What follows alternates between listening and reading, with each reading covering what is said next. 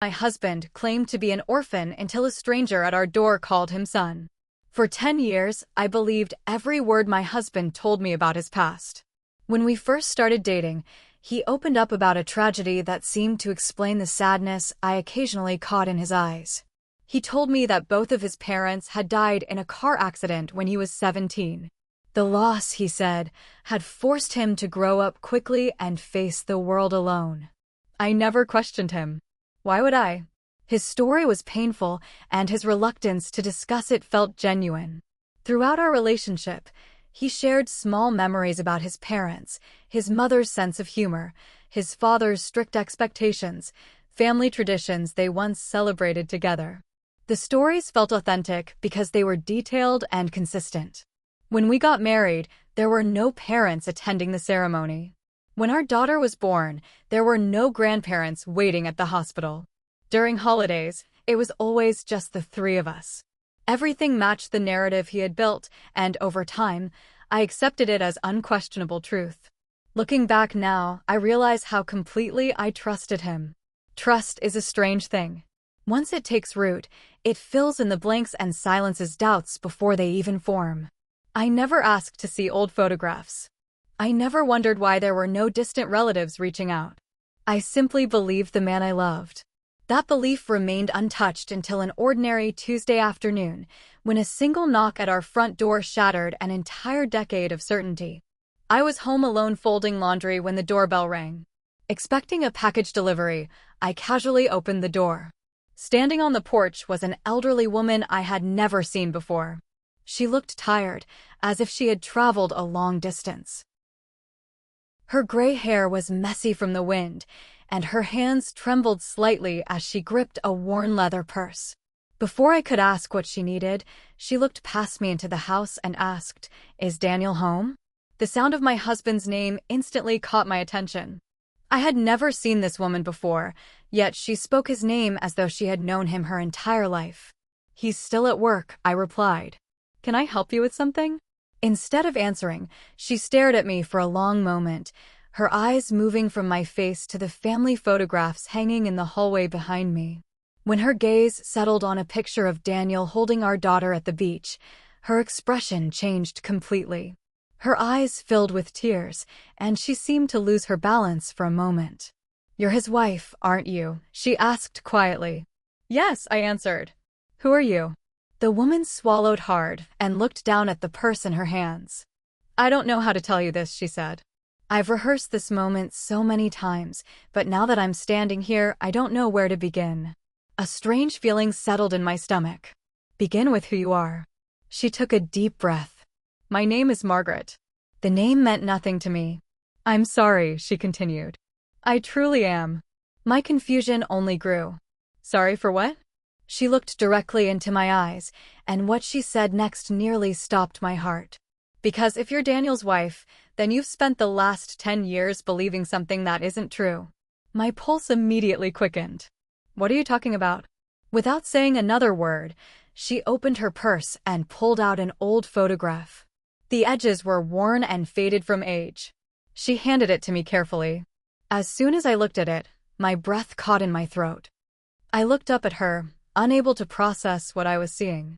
My mind desperately searched for another explanation, some logical reason this stranger would be carrying a photograph of my husband with two people he had always claimed were dead.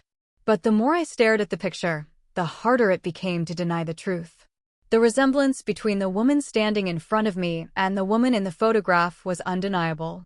"He told you we were dead, didn't he?" she asked softly. I couldn't answer right away. My throat felt tight. All I could do was nod. The woman closed her eyes for a moment as if the confirmation hurt more than she expected. When she opened them again, they were glistening with tears. "I was afraid of that," she said. My hands shook as I placed the photograph on the table beside the door. "This doesn't make any sense," I whispered. "Daniel told me his parents died in a car accident when he was 17. He's told me that for 10 years. Margaret gave a sad smile. "No accident happened. His father passed away 3 years ago from heart failure, but before that, we were both very much alive." The room suddenly felt smaller. Every memory I had of my husband seemed to shift beneath my feet. I thought about the nights he talked about grief.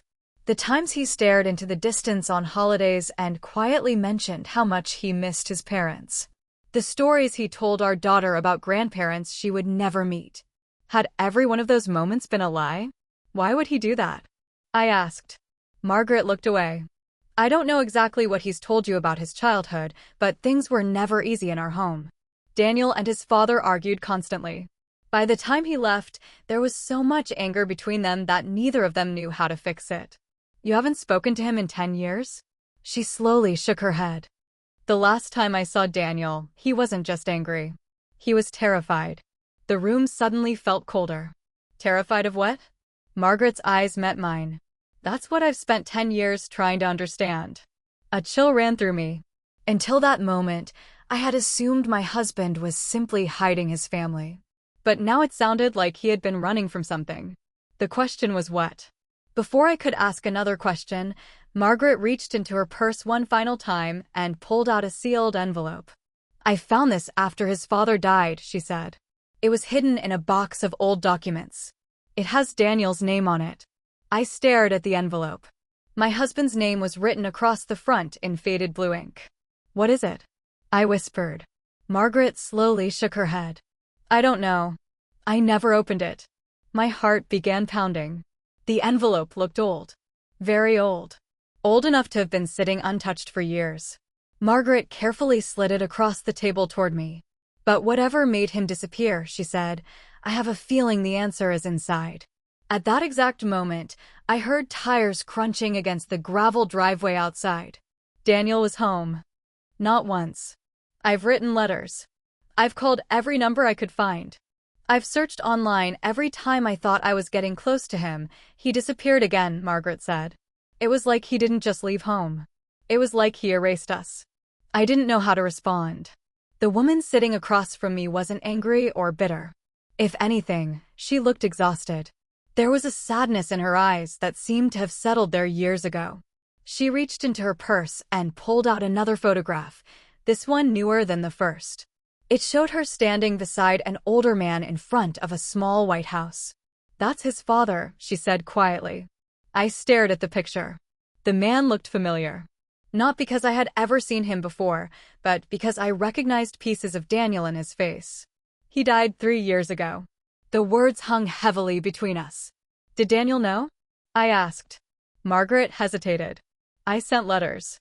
I left messages with people who might know him. Whether he received them, I honestly don't know. A strange ache formed in my chest. If Daniel had known and chosen not to respond, that was heartbreaking. If he hadn't known, that was heartbreaking too.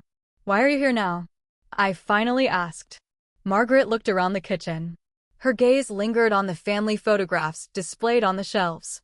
Pictures of birthday parties, beach vacations, school events, 10 years of memories. Because I wanted to see him one more time, she said. And because I wanted him to know that despite everything, I never stopped loving him. For a moment, neither of us spoke. Then she added something that made my stomach drop. But after seeing all of this, I realized there's something else you deserve to know. I felt my pulse quicken. What do you mean? Margaret looked down at her hands. The story he told you about why he left home probably isn't the whole truth. I leaned forward. What truth?